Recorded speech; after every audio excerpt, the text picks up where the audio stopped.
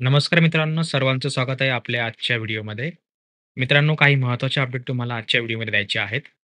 जसं की सर्वांना माहिती असेल, की साधारणपणे जे आहे मागच्या महिन्यापासून तुम्हाला जे ए-टिकेटी फॉर्म वगैरे चालू झालेले असतील, बरोबर?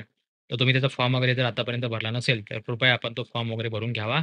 कारण त्याची जी लास्ट डेट आहे ए-टिकेटीवाल्यांसाठी, तर त्याची लास्ट डेट जी आहे ती लवकरात लवकर या ठिकाणी आलेली आहे आणि त्याची जी लास्ट डेट आहे ती 26 तारीख म्हणजे जर आपण जर का विचार केला तर 12 मार्च ते 26 मार्च तुम्ही या ठिकाणी बघू शकता. तुम्हाला कुठलीही एक्स्ट्रा फीस वगैरे म्हणजे द्यायची गरज नाहीये आणि विलंब शुल्क जे आहे ₹100 ते 27 मार्च ते 1 एप्रिलपर्यंत तुम्हाला चेकआउट करायचं आहे. ठीक आहे.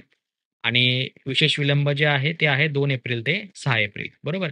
तर आता याच्यामध्ये जे आहेत काही विद्यार्थी असे आहेत, की ज्यांनी पेपर जे आहेत रिचेक केले होते, ज्याला आपण रिव्हॉल्यूशन वगैरे म्हणतो, बरोबर. तर याच्यामध्ये बरेच विद्यार्थी असे आहेत ज्यांनी पेपर वगैरे रिचेक केलेले आहेत. तर त्यांचं म्हणणं असं आहे, की सर आत्तापर्यंत रिझल्ट आलेला नाहीये. मग आम्ही कुठल्या बेसिसवरती जे आहे ए-टिकेटचा फॉर्म भरायचा आहे. कारण बघा आता आज आहे 22 तारीख, उद्या आहे 23, परवा 24 म्हणजे येत्या 3 ते 4 दिवसामध्ये 26 तारीख जी आहे ती येऊन जाईल, बरोबर. म्हणजे तुम्हाला विनाविलंब जे शुल्क आहे ते भरायची गरज पडणार नाही 26 पर्यंत. जर 26 पर्यंत जर तुमचा निकाल आला नाही, तर तुम्हाला ₹100 लेट फी असणार आहे.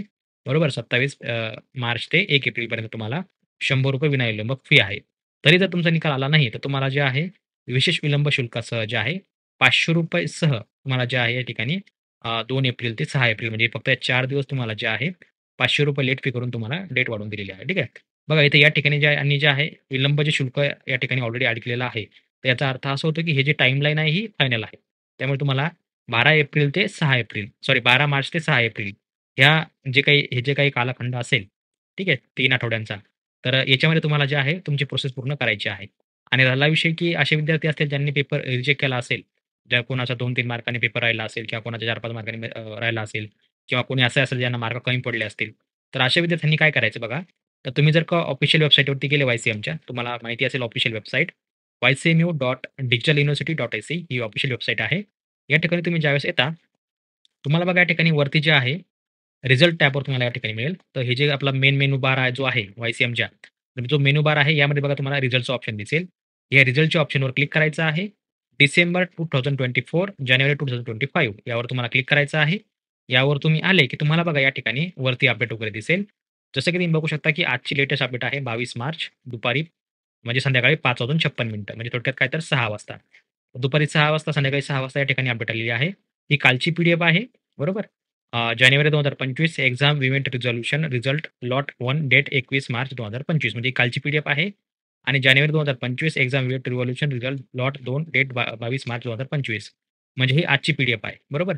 तर या वरच्या पी-डी-एफमध्ये जे आहे, असे काही विद्यार्थी आपल्याला दिलेले आहेत, की ज्यांचा जे त्यांनी काय केलेलं आहे या ठिकाणी 3 ते 4 त्यांनी युनिट बनवलेले आहेत. बरोबर. तर तुम्ही जर का या ठिकाणी बघितलं तर युनिट 1 असं तुम्हाला या ठिकाणी जे आहे त्या पूर्ण जर तुम्हाला बघितलं, तर तुम्हाला या ठिकाणी युनिट वगैरे बघायला मिळतात. जसं की समजा हे युनिट 1 आहे. तर युनिट 1 कुठल्या बेसिसवरती आहे? तर तुमच्या सिलेबसवरती म्हणजे पी-जीचा वेगळा युनिट आहे, यू-जीचा वेगळा युनिट आहे किंवा प्रोग्राम वाईज असेल, तर वेगवेगळ्या प्रकारचे यांनी युनिट या ठिकाणी बनवले आहेत. तर प्रत्येक प्रोग्राम वाईज असेल किंवा बॅच वाईज असेल, तर ते प्रत्येक वेळेस जे आहे ते वेगवेगळे युनिट या ठिकाणी व्हॅरी करतात. त्यामुळे याचा हे मनावर घेऊ नका तुम्ही. ठीक आहे. तर तुम्हाला फक्त या ठिकाणी पी-डी-एफ बघायची आहे. तर आपण जर का बघितलं, तर ही आहे लॉट 1 ची पी-डी-एफ बरोबर. ही काल आलेली पी-डी-एफ आहे आणि बघा याने तुमच्या माहितीसाठी सांगू इच्छितो या ठिकाणी. त्यांनी बघा रेड लाईनमध्ये एक ऑफिशियल अपडेट त्यांनी दिलेली आहे, की remaining student result will be publish soon. म्हणजे बाकीचे जे काही विद्यार्थी राहिले असेल किंवा ज्यांचा या लिस्टमध्ये नंबर नसेल किंवा ज्यांचा या ठिकाणी तुमचा पेरेंट नंबर जर मेन्शन नसेल, तर कृपया आपण वेट करावं. लवकरच तो अपडेट रिझल्ट जो आहे तो अपडेट केला जाईल. बरोबर. आणि ही आहे आपली दुसरी पी-डी-एफ जी आज आलेली आहे. बरोबर. लॉट नंबर 2 ठीक आहे. या ठिकाणी देखील त्यांनी सांगितलेलं आहे, की असे जे काही विद्यार्थी असतील ज्यांचे नाव आले नसतील या लिस्टमध्ये, त्यांची देखील लवकरात लवकर नावं येतील. तर हे विद्यार्थी तेच आहेत, की ज्यांनी जे आहे तिकीटसाठी ज्यांनी या ठिकाणी जे आहे पेपर रिचेकिंगला अप्लाय केलेला असेल. बरोबर. तर बघा आता या संदर्भामध्ये त्यांचा रिमार्क काय आहे? ठीक आहे. याबद्दल आपण बोलूया. चेंज, नो चेंज काय असतं? ठीक आहे. त्या संदर्भात आपण नंतर बोलूया. ठीक आहे. पहिली गोष्ट आपल्याला या ठिकाणी समजून घ्यायचं आहे, की लॉट 1 आणि लॉट 2 भानगड काय? बरोबर. तर लॉट 1 म्हणजे थोडक्यात असं काय? असं समजा, की तुम्ही जेवढ्या लवकर पेपर रिचेकिंगला अप्लाय केला असेल, त्यानुसार कदाचित ते चेक करत असतील किंवा युनिट वाईज चेक करत असतील किंवा काही प्रोग्राम वाईज चेक करत असतील. तर डिपेंड आहे त्यांच्यावरती. पण असे लॉट आलेले आहेत आणि साधारणपणे जे दरवर्षी जे आहे 2 ते 3 लॉट येत असतात. ठीक आहे. तर कदाचित अजून एखादा लॉट येऊ शकतो, कारण पेंडिंग आहे म्हटल्यावर किंवा अजून 2ही लॉट येऊ शकतात. बरोबर. तुम्हाला तुमच्या पहिल्या पी-डी-एफमध्ये जी ही पी-डी-एफ आहे पहिली, तुम्ही जर का समजा एखादा विषय अप्लाय केला असेल, जसं की फॉर एक्झाम्पल बघा, हा एका विद्यार्थ्याचा पी-आर-एन नंबर आहे, हा त्याचा सीट नंबर आहे. बरोबर. त्याने बघा HUM 101 हा फर्स्ट इयरचा पेपर आहे. त्याने जे आहे या ठिकाणी बघा अ, कदाचित जे आहे तो पेपर जो आहे त्याने अप्लाय केला असेल. कशासाठी केला असेल? रिचेकिंगसाठी. कदाचित त्याला मार्क कमी पडले असतील. तर तुम्ही या ठिकाणी बघू शकता रिमार्क आहे चेंज. बरोबर? त्या चेंजचा अर्थ असा होतो, की त्याचे जे मार्क्स वगैरे होते, ते त्याच्यामध्ये चेंजेस करण्यात आलेले आहेत. म्हणजे थोडक्यात काय तर त्याला जर का कमी मार्क असतील, तर त्या मार्क त्यांना वाढवून देण्यात आलेले आहेत. ठीक आहे. तर तुम्ही हा रिझल्ट जो आहे तो जो विद्यार्थी आहे, तो ऑफिशियल वेबसाईटवरती जाऊन 861 नंबरची जी लिंक आहे ऑफिशियल वेबसाईटवरती त्यावरती जाऊन तो विद्यार्थी जो आहे त्याचा सीट नंबर टाकून किंवा त्याचा पी-आर-एन नंबर टाकून तो जो आहे त्याचा रिझल्ट चेक करेल आणि येत्या 2 ते 3, 4, 5 दिवसामध्ये तुमचा जो रिझल्ट आहे तो अपडेट होऊन जाईल. ठीक आहे.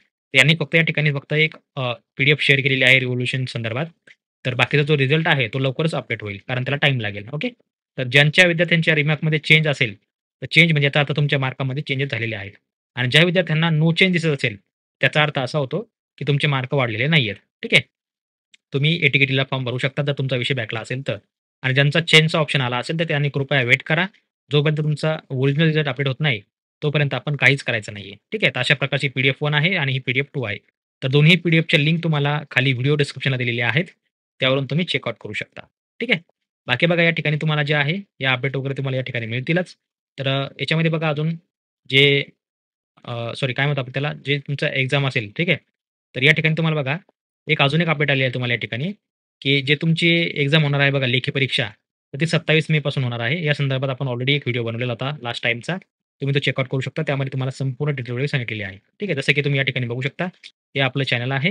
या ठिकाणी जर तुम्ही बघितला तर लेटेस्टवाला जो व्हिडिओ आहे, तो आहे बघा पुणे युनिव्हर्सिटीचा आणि त्याच्या अगोदर बघा आपण एक व्हिडिओ अपलोड केला होता, की मे-जूनची जी एक्झाम आहे 2025 ती केव्हा सुरू होणार आहे, काय होणार आहे? ह्यामध्ये संपूर्ण माहिती आपण जी आहे ती डिटेलमध्ये चेक केली होती. तर तुम्ही जे आहे या ठिकाणी ती चेकआउट करू शकता. ओके. चला ही झाली पी-डी-एफ 1, पी-डी-एफ 2 आणि दुसरी गोष्ट बघा या ठिकाणी त्यांनी दिलेलं आहे परिपत्र क्रमांक 7 पदवी व पदव्युत्तर पदवी विद्यार्थ्यांना गृहपाठ ऑनलाईन पद्धतीने अपलोडिंग मुदतवाढ. ठीक आहे. या ठिकाणी बघा त्यांनी मुदतवाढची तारीख दिलेली आहे. पण यामध्ये एक एक ट्विस्ट असा आहे. ठीक आहे. तुम्हाला झूम करून दाखवतो. यामध्ये बघा त्यांनी ट्विस्ट असा दिलेला आहे, की विद्यार्थ्यांची गृहपाठ अपलोड करणे 15 मे तुम्हाला लास्ट डेट दिलेली आहे आणि जे ऑनलाईन गृहपाठ अपलोड केले आहेत, तर ते अभ्यास केंद्राने पडताळणीसाठी 16 मेची तारीख दिलेली आहे आणि जे काही संमंत्र असतील वाय-सी-एमचे, तर त्यांना फायनल चेक करण्यासाठी जे आहे, ते 17 मेची तुम्हाला या ठिकाणी डेट दिलेली आहे. बरोबर? तुम्हाला कुठलीही डेट न बघता किंवा कुठलाही विलंब न करता तुम्हाला जे आहे 15 मे पर्यंत फॉर्म भरायचे आहे. पण याच्यामध्ये ट्विस्ट असा आहे, की ही जी डेट आहे, ही फक्त नवीन ॲडमिशनवाल्यांसाठीच आहे. तर बरं नवीन ॲडमिशन म्हणजे कुठले आले? तर जानेवारीमध्ये ज्यांनी ॲडमिशन घेतलं असेल, ज्याला आपण जानेवारी सेशन म्हणतो. तर जानेवारी सेशनमध्ये यावर्षी ज्या विद्यार्थ्यांनी ॲडमिशन घेतलं असेल, जानेवारी 2025 ला ज्यांच्याकडे आत्ताच नुकताच नवीन पी-आर-एन नंबर आला असेल 2025 चा किंवा पी-आर-एन आला नसेल, तर फक्त ते याच विद्यार्थ्यांसाठी जे आहे या ठिकाणी ऑप्शन दिलेले आहेत. तर थोडक्यात काय तर 2025 वाल्यांसाठी. तर 2024 वाल्यांसाठी जी तुमची तारीख आहे, ती 17 मार्च दिलेली आहे. आणि पण कदाचित ती जी डेट आहे ती 31 मार्च देखील शो करत आहे ऑफिशियल वेबसाईटवरती. तुम्ही जर का समजा ए-एस-एमच्या ऑफिशियल वेबसाईटवरती गेले, तर ए-एस-एमच्या ज्यावेळेस तुम्ही जाता त्यावेळेस बघा या ठिकाणी जे आहे तुम्हाला list of courses enable for online assignment हे जे ऑप्शन आहे, या ठिकाणी तुम्ही बघू शकता, की बी-एचे जे काही होम असाइनमेंट आहेत फर्स्ट इयर बी-एचे, त्याची लास्ट डेट जी आहे ती 31 मार्च 2025 आहे. म्हणजे तुमच्याकडे जे आहे जवळपास आता 8 ते 10 दिवस शिल्लक उरलेले आहेत. तुम्हाला या 8 ते 10 दिवसामध्ये तुम्हाला जे आहे, तुमची ही अपलोड तुम्हाला करून द्यायची आहे. ठीक आहे. तर तुमच्याकडे ऑनलाईन असाइनमेंट अपलोड करण्यासाठी जे आहे 31 मे पर्यंत 31 मार्चपर्यंत तुम्हाला टाईम आहे. बरोबर? तर तुमच्याकडे 1 आठवडा आहे अजून. तर तुम्ही या दिवसामध्ये तुम्ही जे आहे या कालखंडामध्ये तुम्ही जे आहे तुमचा त्या गोष्टी करून घ्यायच्या आहेत. ठीक आहे. चला. ह्या 2 महत्त्वाच्या अपडेट होत्या. तर ज्या विद्यार्थ्यांचे मार्क्स वगैरे चेंज झाले, तर कृपया आपली पी-डी-एफ चेक करून घ्यावी. तुमचा पी-आर-एन नंबर किंवा तुमचा सीट नंबर या ठिकाणी तुम्हाला सर्च करायचा आहे. तुमच्या रिझल्ट समोर जर समजा तुम्हाला चेंज दिसत असेल, जर तुमच्या रिझल्ट समोर तुम्हाला चेंज दिसत असेल, तर कृपया आपण जो आहे आपला रिझल्ट परत एकदा वेबसाईटवरती चेक करा. कदाचित तो अपडेट होऊन आला असेल.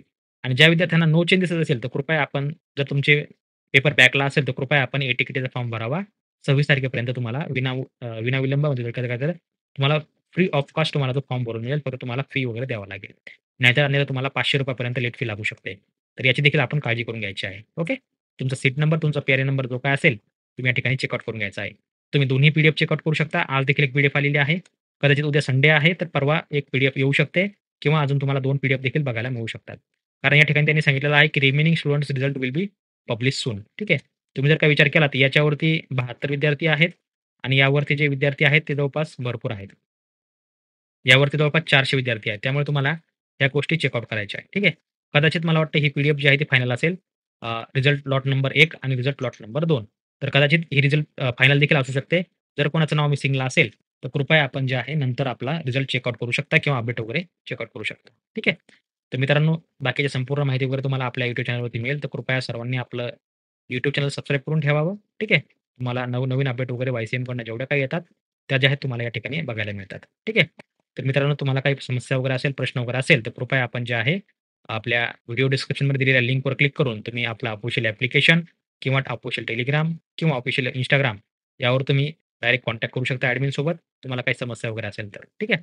बाकी कोणाला काही सपोर्ट वगैरे पाहिजे असेल, तर कृपया आपण ॲपवरती मेसेज करू शकता. आपलं ॲप्लिकेशन कोणतं आहे सर्वांना माहिती असेल. हे आपलं ॲप्लिकेशन आहे परीक्षित अभ्यास. ठीक आहे. तर हे ॲप्लिकेशन तुम्हाला डाउनलोड करायचं आहे.